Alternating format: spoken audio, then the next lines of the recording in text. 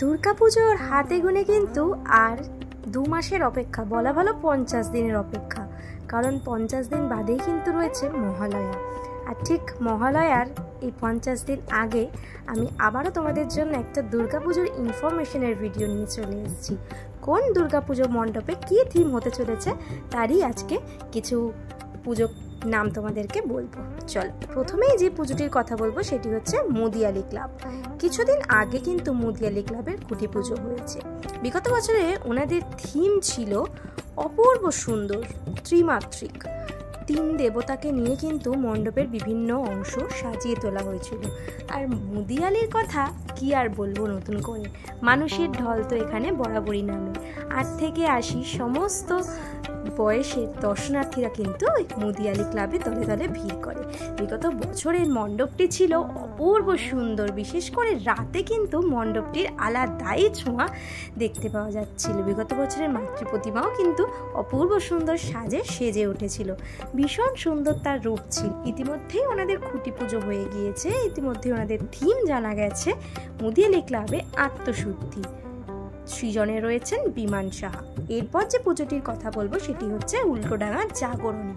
উল্টোডাঙা অঞ্চলের মধ্যে উল্টোডাঙা জাগরণীর বেশ সুন্দর একটি পুজো করে থাকেন। স্বল্প পরিসরের মধ্যে রাস্তার ওপরের পুজো। বিগত বছরে আমরা দেখেছিলাম বাবাকে নিয়ে কিন্তু মণ্ডপ সজ্জা সাজিয়ে তোলা হয়েছিল। বাবা তার ছেলে মেয়েদের জন্য কতটা ভূমিকা গ্রহণ করে তাদের জীবনযাপনের ক্ষেত্রে সেটাই কিন্তু ব্যাখ্যা করা হয়েছিল। তাদের বলা যেতে পারে স্বপ্নের সিঁড়ি হয়ে ওঠে কিন্তু বাবার হাত ধরেই কিন্তু বাবা তাদের স্বপ্নগুলো পূরণ করার জন্য কিন্তু অবিরাম পরিশ্রম করে তাদেরকে একটি সুস্থ স্বাচ্ছন্দ্য জীবন দেওয়ার জন্য। মাতৃ প্রতিমাও ছিল অপূর্ব সুন্দর। মায়ের কোলে শুয়েছিলেন একটি বাবা, তিনিও তো এক মায়ের সন্তান। ইতিমধ্যে ওনাদের খুঁটি পুজো হয়ে গিয়েছে। এবছরের উপস্থাপনা রয়েছে ডাকের ইতিকথা, ভাবনা বিন্যাসে অজিত পাল। এরপর যে পুজোটির কথা বলবো সেটি হচ্ছে গড়িয়াহাট অঞ্চলের বেশ জনপ্রিয় পুজো, গড়িয়াহাট হিন্দুস্তান ক্লাব। বিগত বছরে দেখেছিলাম ওনাদের মণ্ডপের উপস্থাপনা ছিল বন্ধনহীন গ্রন্থি। রিক্সাকে নিয়ে কিন্তু কাজ করা হয়েছিল বিগত বছর। বিভিন্ন জায়গায় আমরা রিক্সা দেখতে পেয়েছিলাম। মণ্ডপটি পুরোটি একটি রিক্সার আকারে কিন্তু করা হয়েছিল।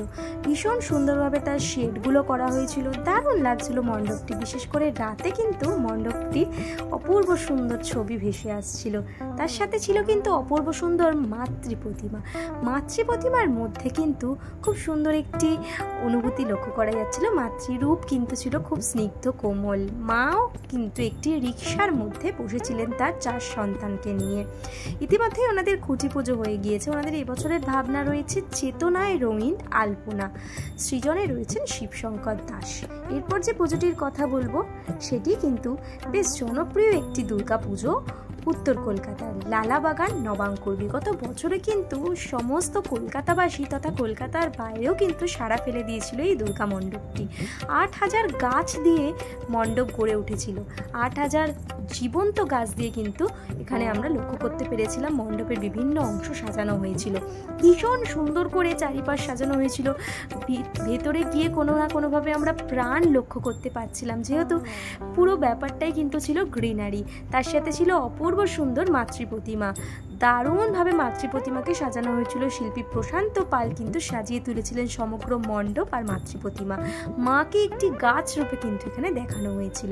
ইতিমধ্যেই ওনাদের খুঁটি পুজো হয়েছে। এবছরের উপস্থাপনা রয়েছে কারাগার। সৃজনে প্রশান্ত পাল। এরপর যে পুজোটির কথা বলবো সেটি কিন্তু কালীঘাট অঞ্চলের বেশ জনপ্রিয় একটি পুজো, যুবমৈত্রী।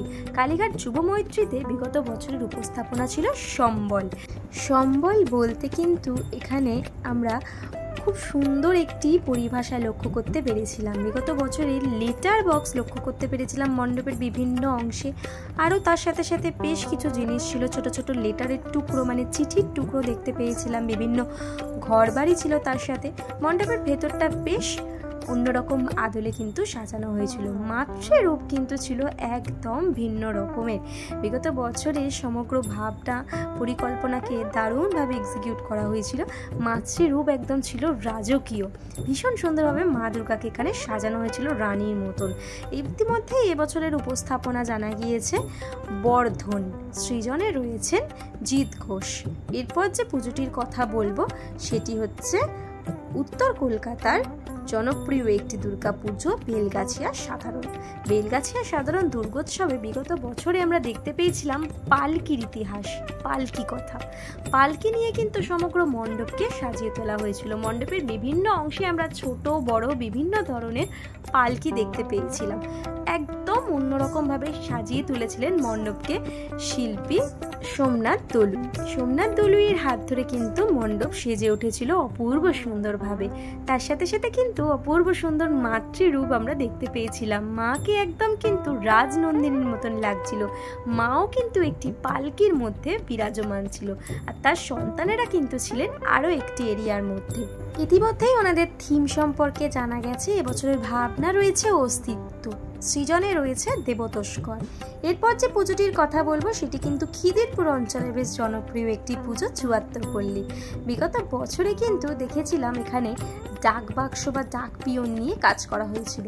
বিগত বছরে আমরা মণ্ডপের ভেতর বিভিন্ন পোস্ট বক্স, বিভিন্ন পোস্ট অফিস, বিভিন্ন ডাক বাক্স, বিভিন্ন লেটার বক্স এই সমস্ত দেখতে পেয়েছিলাম। তার সাথে সাথে কিন্তু ছিল পুরনো দিনের রানার, কারণ পুরনো দিনে কিন্তু চিঠি বহন করে চলতো গ্রামের পর গ্রাম, মাইলের পর মাইল এই রানার। আর মণ্ডপটিকে কিন্তু একদম ছিমছামভাবে সাজানো হয়েছিল। মাতৃ প্রতিমা কিন্তু ছিল অপূর্ব সুন্দর। মাকে কিন্তু দারুণভাবে এখানে সাজানো হয়েছিল। মায়ের যে অলংকার, মায়ের যে সাজসজ্জা পুরো কিন্তু রানীর মতন ছিল। মায়ের মাতৃরূপও ছিল কিন্তু বেশ স্নিগ্ধ। ইতিমধ্যে ওনাদের কুটি পুজো হয়ে গিয়েছে। ওনাদের ভাবনা রয়েছে অকালের কলিকাতা, সৃজনে রয়েছেন দেবজ্যোতি জানা। এরপর যে পুজোটির কথা বলবো সেটি কিন্তু উল্টোডাঙ্গা অঞ্চলের বেশ জনপ্রিয় পুজো, উল্টোডাঙ্গা করবাগান। বিগত বছরে কিন্তু করবাগান অপূর্ব সুন্দর মাতৃ প্রতিমা, অপূর্ব সুন্দর মণ্ডপ কিন্তু নিদর্শন দিয়েছিলেন। বিগত বছরের ভাবনা পরিকল্পনা ছিল ভবপ্রীতা। শিল্পী গৌরাঙ্গ দাসের হাত ধরে কিন্তু সেজে উঠেছিল সমগ্র মণ্ডপ। মণ্ডপের ভেতরে আমরা মাটির বেশ কিছু কাজ লক্ষ্য করতে পেরেছিলাম। ভবপ্রীতার অর্থ হচ্ছে মা অন্নপূর্ণা বা অন্নের দেবী। আর সেইভাবেই কিন্তু এখানে মা দুর্গাকে দেখানো হয়েছিল মাটির কাজের থ্রুতে সমগ্র মানুষ যেন মায়ের দিকেই এগিয়ে চলছে। ঠিক সেই রকমভাবেই মায়ের হাতে কিন্তু ধান, হাঁড়ি, হাতা এগুলো কিন্তু আমরা দেখতে পেয়েছিলাম। ইতিমধ্যেই ওনাদের কুটি পুজো সম্পন্ন হয়েছে। এবছরের উপস্থাপনা হচ্ছে দূরাভাস, সৃজনে রয়েছেন শাশ্বত কুণ্ডু। তোমাদেরকে বেশ কয়েকটি উত্তর ও দক্ষিণ কলকাতার জনপ্রিয় দুর্গা পুজোর কী থিম হতে চলেছে সেটি জানালাম। অবশ্যই আশা করব তোমাদের এই ভিডিওটি ভালো লেগেছে। কমেন্ট করে অবশ্যই জানিও কেমন লাগলো। অবশ্যই আরও দুর্গাপুজোর এরকম ইনফরমেশন আমি তোমাদের দেব ভিডিওর মাধ্যমে।